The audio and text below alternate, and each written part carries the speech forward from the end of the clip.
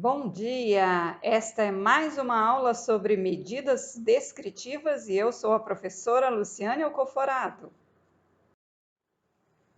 Hoje veremos sobre medidas de dispersão. Então, nesta aula, nós vamos aprender a calcular as medidas de variabilidade para avaliar como é a variabilidade de um conjunto de dados. Já adianto a vocês que quanto maior o valor de uma medida de variabilidade, significa maior variabilidade no conjunto de dados sobre aquela variável em estudo. O menor valor que essas medidas podem obter é zero, significando que não há variabilidade no conjunto de dados quanto à variável em estudo. Agora vamos ver medidas de dispersão. O resumo de um conjunto de dados por uma única medida representativa de posição central esconde toda a informação sobre a variabilidade do conjunto de observações. Por exemplo, suponhamos que 5 grupos de alunos submeteram-se a um teste, obtendo-se as seguintes notas. Então, grupo A, as notas 3, 4, 5, 6, 7. Essa variável foi chamada de x. Grupo B recebeu as notas 1, 3, 5, 7 e 9. Esta variável foi denominada de y. Grupo C recebeu notas 5, 5, 5, 5, 5. E esta variável recebeu o nome de z. Grupo D, variável W, 3, 5, 5, 7. Grupo E, variável V, 3, 5, 5, 6, 6. Muito bem. Nós observamos aqui, primeira coisa, que os grupos não têm um número igual de alunos. Então, o grupo A são 5 alunos, assim como o B, o C e o E. O D tem apenas 4 alunos. Outra observação que temos aqui, de cara, sem fazer nenhuma análise, é que observamos que o grupo C, todos os 5 alunos obtiveram a mesma nota. Isso significa que neste grupo não houve uma variabilidade. Já nos demais grupos, a gente percebe que há uma variabilidade, mas não temos só de olhar como avaliar qual grupo que teve mais ou menos. Então, para isso, a gente vai recorrer a uma medida que vai nos dar uma objetividade nessa avaliação. Bom, nós observamos aqui que todos os grupos apresentam a mesma média. Então, vocês podem calcular aí e verificar que a média é igual a 5 para todos. Bom, mas a gente percebe que os grupos não são iguais. Então, um critério frequentemente usado para comparar os grupos é aquele que mede a dispersão dos dados em torno de sua média.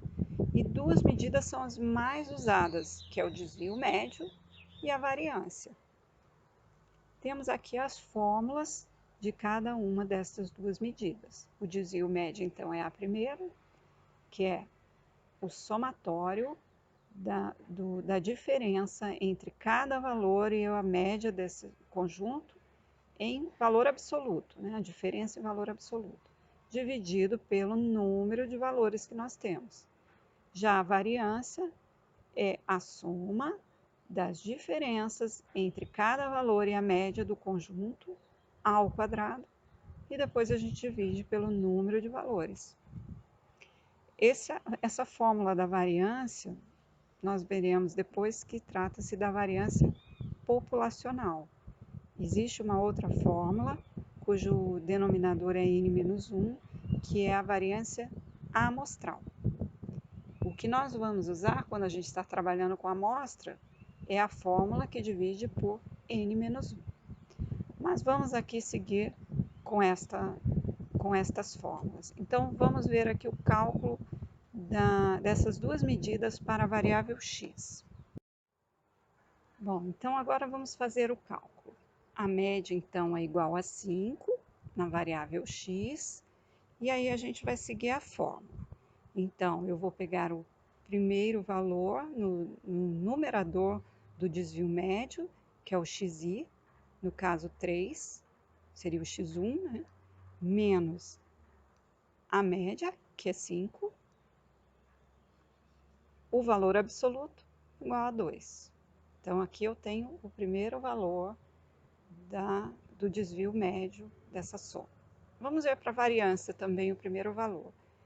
Eu vou pegar o 3 menos 5, elevar ao quadrado, então é 2 ao quadrado, e o resultado é 4. Vamos fazer mais um para ver se vocês perceberam como que a gente faz. Então, agora a gente vai para o segundo valor do somatório do desvio médio. Então, eu vou pegar o x2, 4, menos a média, 5, e o resultado é, em módulo, 1.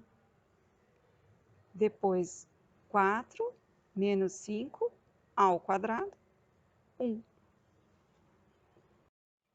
Vamos agora pegar o último termo dessa soma. Então, seria o x5.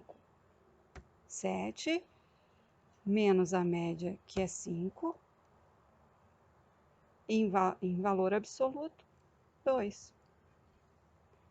Na variância, 7 menos 5 ao quadrado, 4.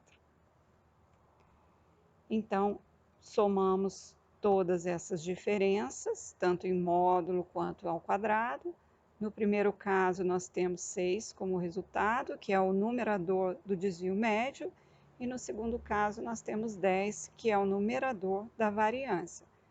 Aí, para finalizar, é só dividir pelo número de valores que nós temos. No caso do grupo A, são 5 valores, então a gente vai dividir por 5. Bom, agora aqui a gente vê o desvio médio e a variância do x, que é pegar aquela soma e dividir pelo número de valores. No caso, a gente vai dividir por 5. Também vamos fazer a mesma coisa para o grupo D, só que no grupo D nós temos 4 valores. Então, a gente vai fazer o mesmo procedimento de fazer as diferenças e depois somar. E aí nós observamos o quê? Que o desvio médio do grupo D é menor que o desvio médio do grupo A. Como essas medidas estão expressando a variabilidade, quanto menor o valor, quer dizer que menos variabilidade aquele grupo tem. Então, é mais homogêneo. Então, a gente, como obteve no grupo D, que corresponde à variável W, o valor 1, que é menor que 1,2 da variável x, nós dizemos que o grupo D é mais homogêneo que o A. Mas, se nós olharmos para a variância, ambos são igualmente homogêneos. Bom, por que usar o desvio padrão? A variância, ela não tem a mesma unidade de medida da variável, porque ela vai ficar ao quadrado. Então, se a variável for em centímetros, a variância em centímetros quadrados. E isso pode causar alguma dificuldade na interpretação. Então, para isso, a gente usa o desvio padrão, que nada mais é do que extrair a raiz quadrada da variância. Então, se estava a variável em centímetros, ao calcular a raiz quadrada dessa variável, ela volta para a mesma unidade original que ela foi medida. Então, no caso aqui do exemplo, que a variância era 2, o desvio padrão vai ser 1,41. Ambas as medidas de dispersão, desvio médio e desvio padrão, indicam em média qual será o valor do erro, o desvio cometido ao tentar substituir cada observação pela medida resumo do conjunto de dados, no caso a média. Então, vocês devem se lembrar que essas medidas centrais, elas são representantes do conjunto de dados. Porém, o conjunto de dados tem uma variabilidade, então a gente está substituindo, é como se estivéssemos substituindo cada valor pelo seu valor central, né? Então, ao fazer isso, tem esse erro que a gente viu nas diferenças, e isso então vai me dar uma objetividade para avaliar a variabilidade. Bom, agora eu queria que a gente analisasse este exemplo.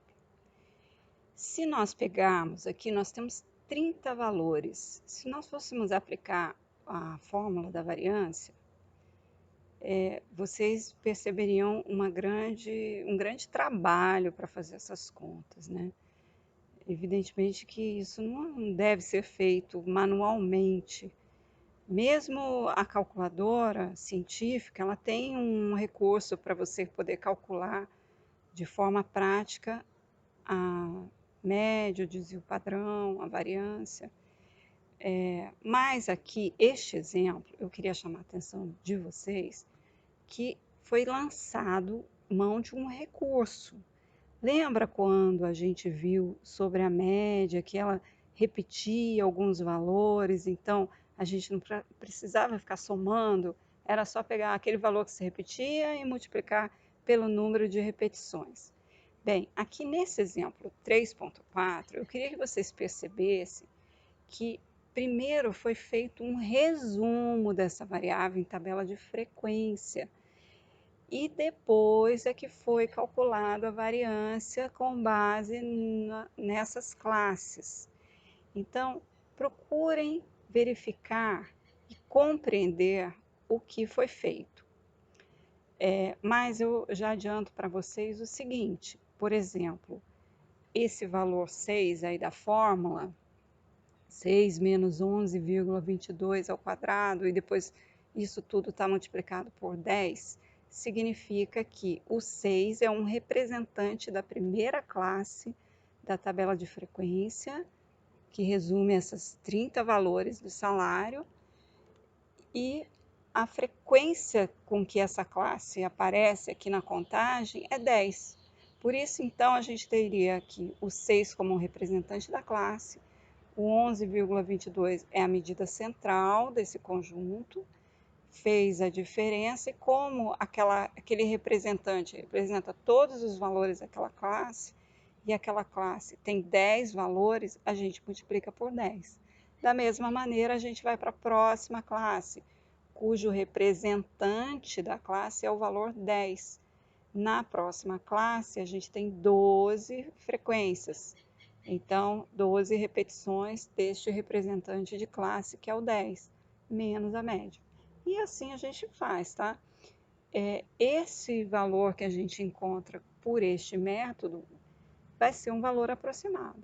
Esse 19,4 não vai ser o mesmo valor que você acharia se você pegasse cada medida individual. Por que que isso acontece? Porque a gente perdeu informação ao adotar o representante da classe. Então, por exemplo, o 6 ele está representando o 4, o 4,56, o 5,25 e assim por diante. Tá? Depois, por exemplo, o 10 ele está representando vários valores que não são exatamente 10. Por isso que a gente vai achar essa variância através de uma aproximação. Né? É um recurso para a gente reduzir os nossos cálculos, e o preço que a gente paga é que a gente perdeu um pouquinho de precisão aí nessa história, tá certo?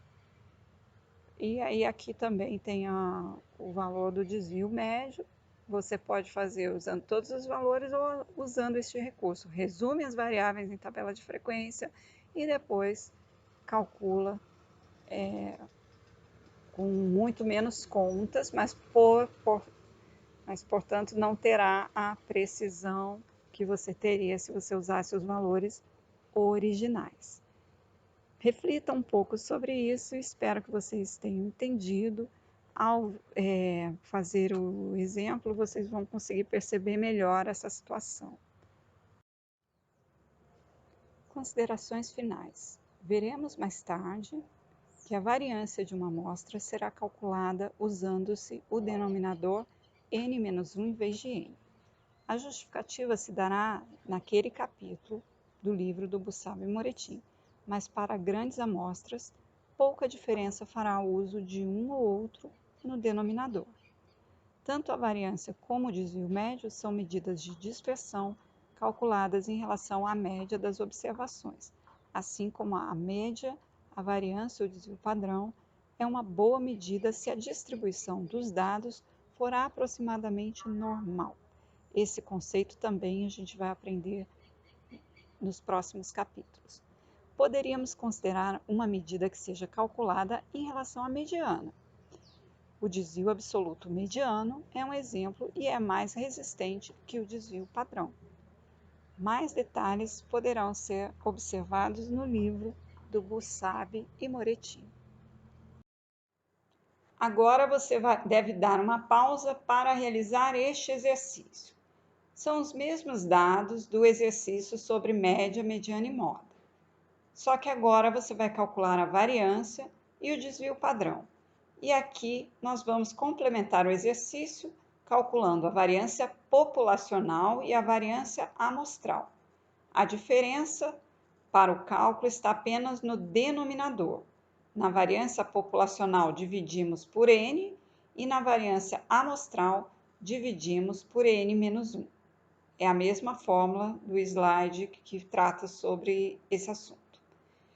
E aí uma observação que a maior parte das vezes nós estamos lidando com amostras. Então, normalmente calcularemos a variância e desvio padrão amostral, ou seja, utilizaremos o N-1 no denominador. Confira aqui a resposta deste exercício.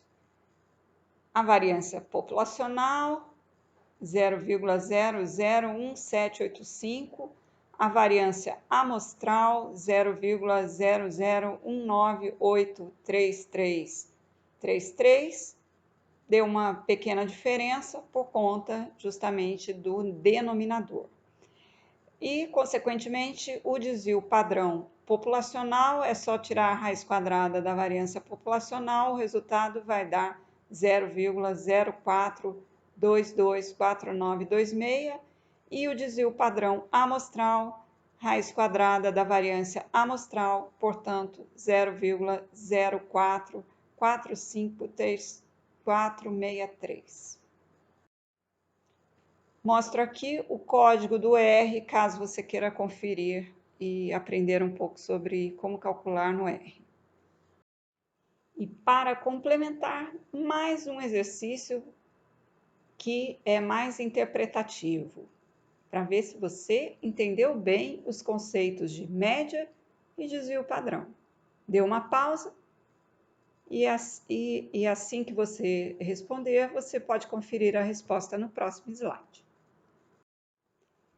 Aqui observamos que a média do conjunto A de ações é de 2,6%, enquanto que no conjunto B é de 2,59%. A diferença é muito pequena, então nós podemos dizer que a média desses dois conjuntos é muito próxima. Isso significa que a gente vai esperar uma média bem parecida. Então, vamos agora analisar o desvio padrão, que é uma medida de variabilidade. No primeiro conjunto, nós temos um desvio padrão de 2,5%, enquanto que no segundo conjunto, conjunto B, nós temos um desvio padrão de 0,05%, um valor muito menor do que o do conjunto A.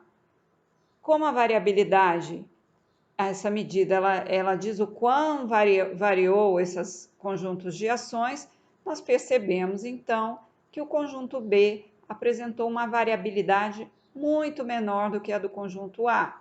Portanto, a média deste conjunto, ela vai representar muito melhor o conjunto B do que a média do conjunto A, porque no conjunto A nós tivemos uma variabilidade maior, né? Então, isso que nos diz quando nós temos essas duas medidas, né?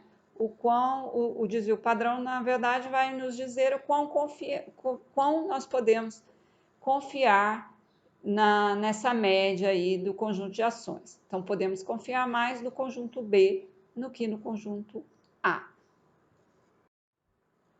Chegamos, então, ao final de mais uma aula. E nesta aula aprendemos como calcular as medidas de dispersão de um conjunto de dados, como o desvio médio, a variância e o desvio padrão. E finalmente realizamos um exercício onde nós comparamos o desvio padrão de dois conjuntos de dados.